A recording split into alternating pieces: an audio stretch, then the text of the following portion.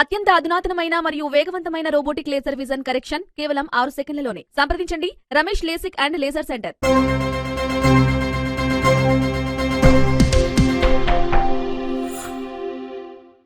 నమస్తే, welcome to Vihari round up.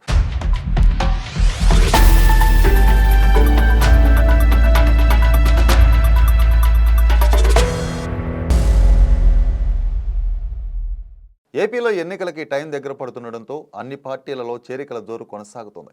ఇక YCP ప్రస్తుతం ప్రభుత్వంలో ఉంది కాబట్టి మెజారిటీ నాయకులు అధికార వైసీపీలో చేరేందుకే మొగ్గు చూపుతున్నారు. ఎన్నికల వేళ మాజీ మంత్రి రావెల కిషోర్ బాబు వైసీపీలో చేరారు. వైసీపీ కండువా కప్పి రావెలను పార్టీలోకి ఆహ్వానించారు సీఎం జగన్. దీంతో ఇతర పార్టీలలో కొంత అలజడి మొదలైంది. ఆంధ్రప్రదేశ్లో చేరికలు ఊపందుకున్నాయి. నిన్న తాడేపల్లిలోని వైసీపీ క్యాంపు కార్యాలయానికి వెళ్లిన రావెల ముఖ్యమంత్రి జగన్తో భేటీ అయ్యారు. ఈ భేటీలో ఎన్నికలకు సంబంధించిన పలు అంశాలను జగన్తో చర్చించినట్లు తెలుస్తోంది.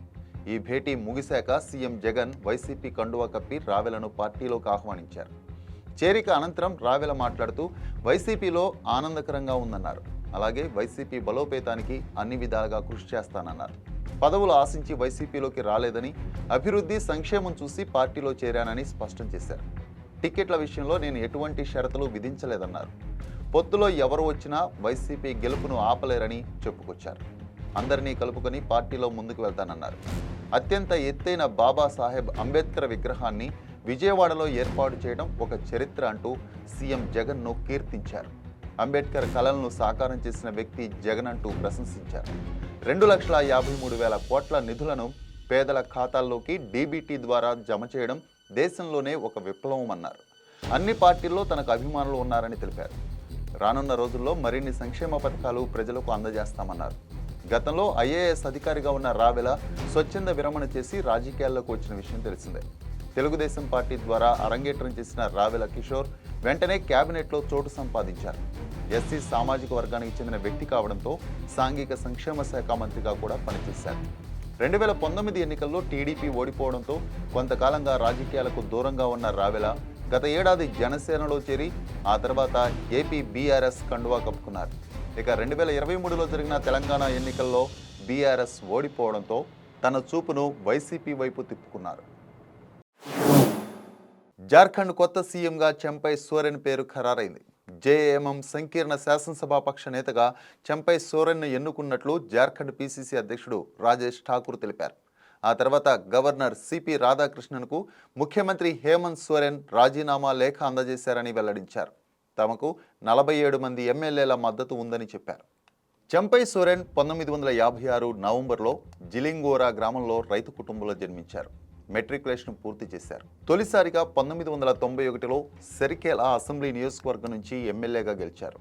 అప్పటి నుంచి వరుసగా విజయం సాధిస్తూనే ఉన్నారు. జేఎంఎం అధినేత శిబు సోరెన్కు విధేయుడిగా పేరుగాంచారు. జార్ఖండ్ రాష్ట్ర ఏర్పాటు ఉద్యమంలో కీలక పాత్ర పోషించారు.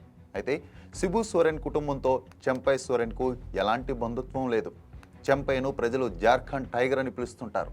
ముఖ్యమంత్రి పదవిపై సోరెన్ కుటుంబంలో ఇంటిపోరు బయటపడింది. హేమంత్ సతీమణి కల్పనా సోరెన్ను ముఖ్యమంత్రిని చేసేందుకు తాను వ్యతిరేకమంటూ జేఏఎం అధినేత శిబు సోరెన్ పెద్ద కోడలు సీతా సోరెన్ బహిరంగ ప్రకటన చేశారు. ఎమ్మెల్యేగా ఎన్నిక కానీ రాజకీయ అనుభవం లేని కల్పననే ఎందుకు, పార్టీలో ఎంతోమంది సీనియర్ నేతలు ఉండగా ఆమె పేరునే ఎందుకు ప్రచారం చేస్తున్నారు? కుటుంబం నుంచే సీఎంని ఎన్నుకోవాలంటే ఇంట్లో నేనే సీనియర్, 14 ఏళ్లుగా ఎమ్మెల్యేగా కొనసాగుతున్నాను, ఆమెను ముఖ్యమంత్రి చేయాలనే ఏ చర్యపైనైనా గట్టిగా నిరసన వ్యక్తం చేస్తానంటూ తీవ్ర విమర్శలు చేశారు. భారత నూతన పార్లమెంట్లో మొదటిసారిగా మోదీ ప్రభుత్వంలో చివరి బడ్జెట్ సమావేశాలు మొదలయ్యాయి. ఆర్థిక మంత్రి నిర్మలా సీతారామన్ పార్లమెంట్లో 2024 మధ్యంతర బడ్జెట్ ప్రసంగాన్ని ప్రారంభించారు. ఈ బడ్జెట్ ప్రసంగం ప్రారంభంలో ఆర్థిక మంత్రి నిర్మలా సీతారామన్ కేంద్ర ప్రభుత్వ లక్ష్యాలను ప్రస్తావించారు. ఈ లక్ష్యాలలో ముఖ్యంగా సబ్కా సాథ్, సబ్కా వికాస్, సబ్కా విశ్వాస్ అనే ప్రధాని మోదీ ప్రభుత్వ విజన్ గురించి వివరించారు. భారత్లో దశాబ్ద కాలం నుండి మంచి పరివర్తన వచ్చిందని, భారత ఆర్థిక వ్యవస్థ చాలా వేగంగా పురోగమిస్తుందని పేర్కొన్నారు. 2014లో ప్రధాని మోదీ అధికారంలోకి వచ్చాక ఎన్నో సవాళ్లు ఎదురయ్యాయి. అయినా మోదీ ప్రభుత్వం వెనకడుగు వేయకుండా ఆర్థిక వ్యవస్థ పటిష్టం కావడానికి అనేక కార్యక్రమాలు, పథకాలు రూపొందించిందన్నారు. ప్రభుత్వం మొదటి నుండి సమ్మిళిత అభివృద్ధిపైనే దృష్టి సారించి అన్ని వర్గాల ప్రజలందరికీ న్యాయం చేసిందన్నారు. మోదీ ప్రభుత్వం 25 కోట్ల మంది ప్రజలను పేదరికం నుంచి బయటపడేయడంలో విజయవంతమైందని ఆర్థిక మంత్రి నిర్మలా సీతారామన్ తెలిపారు. ప్రభుత్వం సమ్మిళిత అభివృద్ధిపై దృష్టి సారించింది. అందుకే 2047 నాటికి భారత్ను అభివృద్ధి చెందిన దేశంగా తీర్చిదిద్దుతామన్నారు ఆర్థిక మంత్రి. పేదలు, మహిళలు, యువత, రైతుల సాధికారతపై మోదీ సర్కార్ దృష్టి పెడుతోందన్నారు. 4 కోట్ల మంది రైతులకు ఫసల్ ఇన్సూరెన్స్ స్కీమ్ ద్వారా ప్రయోజనం పొందుతున్నారన్నారు. జన్ ధన్ ద్వారా ప్రజలకు నేరుగా 34 లక్షల కోట్ల నగదు బదిలీ అయిందన్నారు నిర్మలా సీతారామన్. అలాగే పీఎం కిసాన్ సమ్మాన్ నిధి పథకం ద్వారా 11.8 కోట్ల మంది రైతులకు ప్రభుత్వ సహాయం అందించామని, కోట్లాది మంది రైతులకు నేరుగా నగదు బదిలీ చేస్తున్నామని ఆర్థిక మంత్రి తెలిపారు. దేశంలోని అన్నదాతలను ఆదుకోవడమే మా లక్ష్యమని, అందుకే ప్రధానమంత్రి ఫసల్ యోజన పథకం కింద 4 కోట్ల మంది ప్రయోజనం పొందారన్నారు. అలాగే దేశంలో మౌలిక విద్యను అందించాలని 300 యూనివర్సిటీలను స్థాపించి 3వ వంతు మహిళలకు రిజర్వేషన్ కల్పించామని ఆర్థిక మంత్రి నిర్మలా సీతారామన్ వెల్లడించారు. మోదీ సర్కారు పట్ల ప్రజలు ఆశాజనకంగా ఉన్నారు. అందుకే మోదీ నాయకత్వంలో ముందుకు సాగుతున్నామని తెలిపారు. సబ్కా సాథ్ సబ్కా వికాస్ కోసం ప్రభుత్వం కృషి చేస్తోంది. ఇందులో భాగంగానే ప్రతి ఇంటికి నీరు, అందరికీ విద్యుత్, గ్యాస్, ఆర్థిక సేవలు, బ్యాంకు ఖాతాలు తెరిపించేందుకు మా ప్రభుత్వం కృషి చేసిందన్నారు.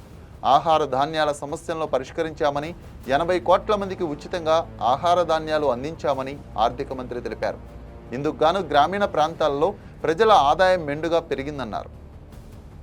నేటి ఈ బడ్జెట్ ప్రతిభావంతుల్ని ప్రోత్సహిస్తుందని, ఆశ్రిత పక్షపాతాన్ని కాదని నిర్మలా సీతారామన్ స్పష్టం చేశారు. ప్రజా శ్రేయస్సు కోసం మోదీ ప్రభుత్వం కృషి చేస్తుందన్నారు. అందుకే ట్రిపుల్ తలాక్ చట్టవిరుద్ధమని రుజువైందన్నారు. రాష్ట్రాల అభివృద్ధికి మా ప్రభుత్వం కూడా సహకరిస్తుందని, వచ్చే 5 ఏళ్లలో మరో 2 కోట్ల ఇళ్లు నిర్మించనున్నామని స్పష్టం చేశారు. దేశ ప్రజలకు 300 యూనిట్ల ఉచిత విద్యుత్ అందించాలనేది ప్రధాన లక్ష్యంగా పెట్టుకున్నామన్నారు. తెలంగాణలో కాంగ్రెస్ రానున్న లోక్సభ ఎన్నికల్లో విజయం సాధించాలని వ్యూహాలకు పదును పెడుతోంది. మొత్తంగా తెలంగాణలో ఉన్న 17 లోక్సభ స్థానాల్లో 12 స్థానాలపై గురిపెట్టిన కాంగ్రెస్ ముఖ్యంగా బీఆర్ఎస్ ముఖ్య నేతలు ప్రాతినిధ్యం వహిస్తున్న నియోజకవర్గాలలో ప్రత్యేక వ్యూహంతో ముందుకు వెళ్తోంది. ఇందులో భాగంగా బీఆర్ఎస్ బడా లీడర్లను ఓడించే దిశగా నూతన చేరికలకు శ్రీకారం చుడుతోంది కాంగ్రెస్. తెలంగాణ కాంగ్రెస్ కారు కంచుకోటలను కూల్చే పనిలో పడింది. ఇందులో భాగంగానే బీఆర్ఎస్ వర్కింగ్ ప్రెసిడెంట్ కేటీఆర్ ప్రాతినిధ్యం వహిస్తున్న సిరిసిల్ల నియోజకవర్గంపై మొదటగా గురిపెట్టినట్టు తెలుస్తుంది.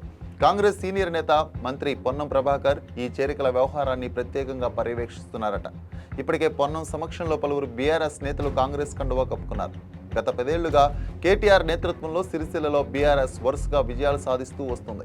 రాష్ట్ర వ్యాప్తంగా మంచి ఫాలోయింగ్ ఉన్న కేటీఆర్ని ఆయన సొంత సెగ్మెంట్ పైనే దెబ్బ కొడితే రాష్ట్ర వ్యాప్తంగా ప్రభావం ఉంటుందని కాంగ్రెస్ నేతలు భావిస్తున్నారు.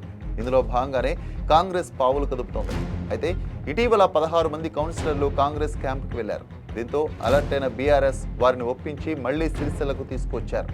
అయితే రాష్ట్రంలో కాంగ్రెస్ ప్రభుత్వం ఏర్పడ్డాక కేటీఆర్ కాంగ్రెస్ ప్రభుత్వాన్ని టార్గెట్ చేస్తూనే ఉన్నారు. దీంతో కేటీఆర్నే టార్గెట్ చేస్తే బీఆర్ఎస్ పార్టీ బలహీనపడుతుందని కాంగ్రెస్ నేతలు భావిస్తున్నారు. కేటీఆర్ను నైతికంగా దెబ్బతీయాలంటే ఆయన ప్రాతినిధ్యం వహిస్తున్న సిరిసిల్లలోనే చేరికలను వేగవంతం చేయాలని కాంగ్రెస్ అధిష్టానం నిర్ణయం తీసుకున్నట్లు తెలుస్తోంది.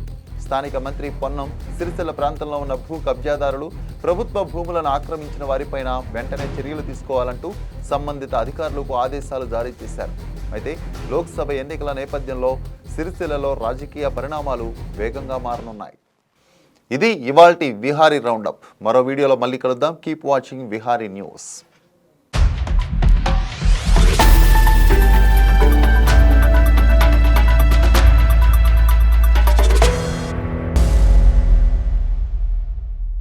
ఓ ప్రజాస్వామ్యం నడించాలి, మన జీవితాలు బాగుపడాలని చెప్పంటే ఆరోగ్యకరమైన చర్చ, ఆలోచన పెంచే చర్చ కావాలి. అలాంటి చర్చను చేపడుతున్నారు Vihari news. Subscribe to Vihari news. Vihari న్యూస్కి మీరు సబ్స్క్రైబ్ చేయాలి, మీరు చూడాలి. ఈ విహారీ న్యూస్ వాస్తవాలు చూపిస్తుంది, ఎవరికి లొంగదు. ఎక్కడ గ్రౌండ్లో ఏం రిపోర్ట్ చేస్తారు అదే వచ్చి మీకు చూపిస్తారు. సో ఈ ఛానల్ గట్టిగా ఉన్నది అండ్ చాలా విశ్వాసంతో ఉన్నది అండ్ ఆనెస్ట్గా రిపోర్ట్ చేస్తుంది. దానికోసం మీరు అందరు విహారీ న్యూస్ సబ్స్క్రైబ్ చేసుకోవాలి, చూడాలి, దీనికి గట్టిగా చేయాలి. జై హింద్, ధన్యవాదాలు. వాస్తవాలను తెలుసుకోవటానికి విహారీ న్యూస్ను చూడండి. మీ సెల్ ఫోన్లోనో కంప్యూటర్లోనో విహారీ బటన్ నొక్కి విహారీ ఛానల్ను ఆదరించండి. ప్రజల సమస్యలపైన ప్రజల పక్షాన ప్రజలకి వాస్తవాలు తెలియజేస్తూ అనేక ఇంటర్వ్యూలు చేసి ప్రజలకి చేరుగా ఉంటున్న ఏదైతే విహారీ ఛానల్ని అందరూ తెలంగాణలో ఉన్న ప్రజలు నిరుద్యోగులందరూ కూడా సబ్స్క్రైబ్ చేయవలసిందిగా కోరుతున్నాను.